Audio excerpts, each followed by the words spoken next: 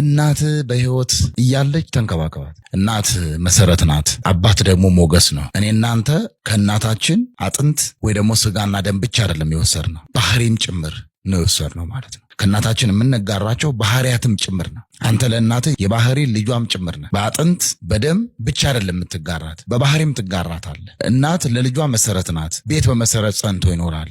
ልጅም በእናቱ መሰረትነት ሁልጊዜ ጸንቶ ይኖራል። እናት በነገራችን ላይ የምታበላ፣ የምታጠጣ፣ የምታለብስ ብቻ አይደለችም። እናት ህይወትም ጭምር ናት። እናት ያለችውና እናት የሌለችው ሰውን ብትመለከት እናት ያለችው ሰው ደስተኛ ነው። ምክንያቱ ምንድን ነው? ስለበላ ስለጠጣ ብቻ አይደለም። የእናትነት መዓዛዋ መድኃኒት ነው። እናት የሌለው ሰውስ ቢበላ ቢጠጣ ቢያጌጥ ቅር ይለዋል፣ ጉድለት ይሰማዋል፣ ቅሬታ ይሰማዋል፣ አንገቱን ሰብሮ ይሄዳል። ምክንያቱም የእናትነት መዓዛ ስለተለየው ነው። እናት በህይወት እያለች ተንከባከባት። ስትጠራ አቤት እማዬ ማለት አለብህ፣ ስትልክስ ወዴት እማዬ ማለት አለብህ። በህይወቷ ሁሉ በእያንዳንዱ በመግባቷ በመውጣቷ በስራዋ በሁኔታዋ ሁሉ እናት ያለሁልሽ ልትላት ይገባል። እኔ ልጅሻለሁ አግዝሻለሁ ልትላት ይገባል።